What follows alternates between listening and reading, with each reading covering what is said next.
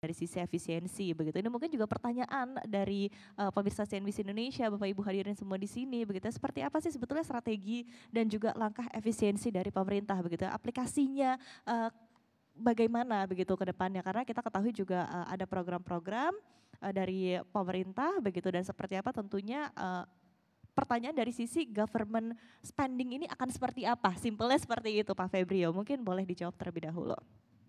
APBN kita itu sangat besar.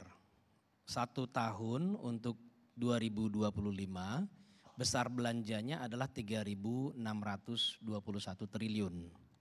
Jadi itu angka yang cukup besar untuk size perekonomian kita yang sekitar 23.000 triliun.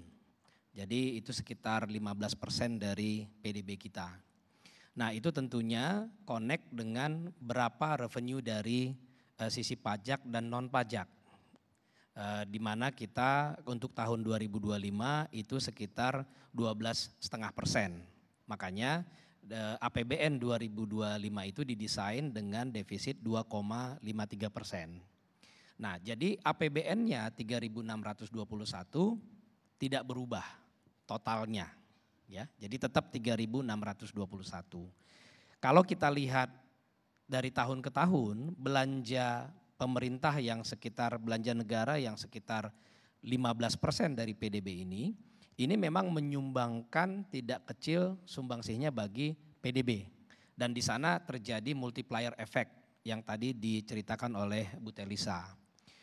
Nah, tetapi ada 2 bagian, ada 3 malah lebih tepatnya. Fungsi dari APBN itu selalu kita siapkan untuk pertama dalam jangka pendek dia bisa menjaga stabilitas ekonomi apa tidak. Stabilitas itu artinya pertumbuhan ekonominya itu bisa terjaga di sekitar 5 atau lebih tinggi apa tidak. Itu pertanyaan pertama. Jadi kalau kita desain APBN-nya 2,53% di awal tahun untuk 2025 itu kita punya target di APBN itu untuk pertumbuhan ekonominya 5,2. Jadi itu stabilisasi. Stabilisasi itu artinya juga sekaligus penciptaan lapangan kerjanya berapa, tingkat penganggurannya akan turun menjadi berapa, itu stabilisasi. Nah jadi itu sudah embedded di dalam APBN yang kita susun dari awal. Lalu yang kedua, yang kita harapkan selalu dari APBN ini adalah fungsi yang namanya alokasi. Alokasi ini bukan sekedar apropriasi, jadi sangat beda antara alokasi dengan apropriasi. Alokasi ini lebih dekat dengan konsepnya Bu Telisa tadi, di mana kita ingin resources yang kita punya, kita gunakan sebesar-besarnya untuk menciptakan pertumbuhan ekonomi itu tadi. Makanya kalau kita lihat belanja demi belanja yang kita pilah-pilah, kita harus ada prioritasnya untuk tujuan jangka menengah, jangka panjang. Yang sudah paling jelas selalu di dalam APBN kita itu adalah 20% itu untuk pendidikan. Jadi human capital itu selalu ada di dalam desain APBN kita.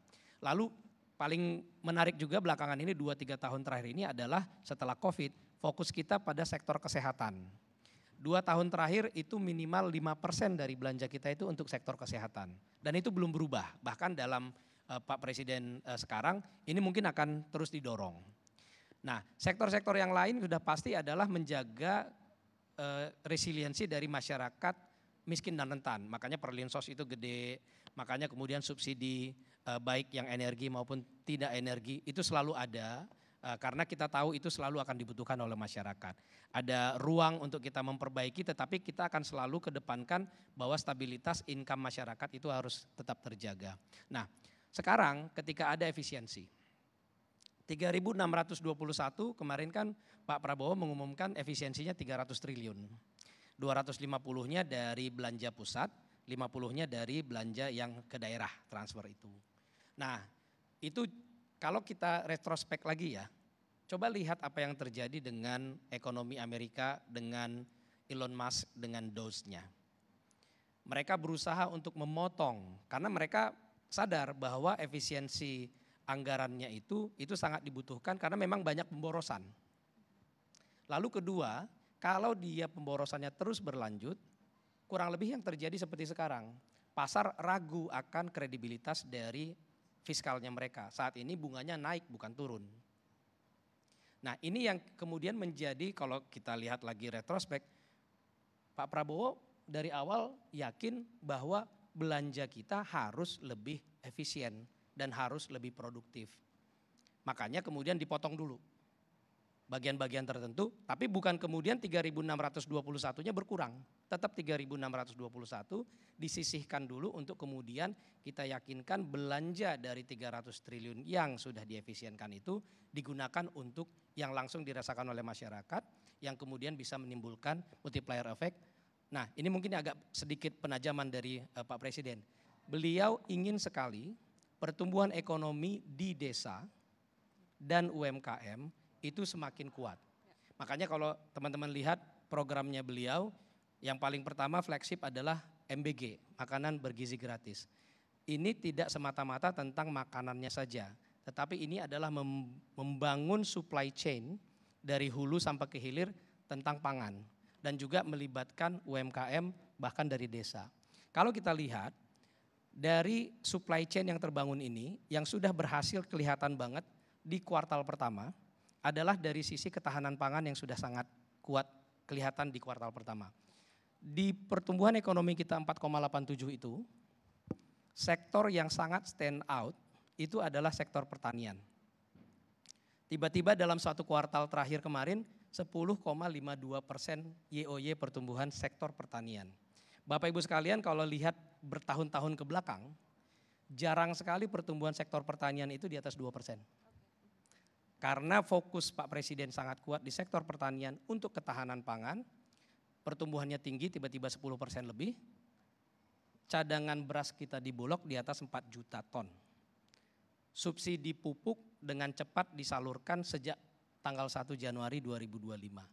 Nah, hal-hal konkret seperti inilah yang didesain dengan arahan Pak Presiden supaya kita memastikan belanja negara itu digunakan langsung untuk sampai ke tujuan yang ingin kita pastikan dirasakan oleh masyarakat. Salah satu yang paling konkret adalah ketahanan pangan.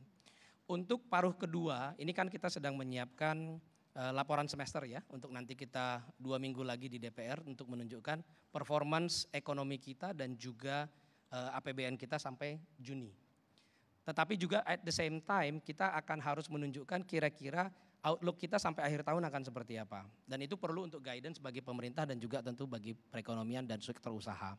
Kita nanti akan menunjukkan bagaimana outlook dari APBN ini akan tetap resilient di tengah tadi tantangan yang global, tetapi kita akan berusaha untuk menjaga pertumbuhan ekonomi kita yang sudah challenge tadi itu ke 4,7, kita akan push untuk tetap bisa sekitar 5%.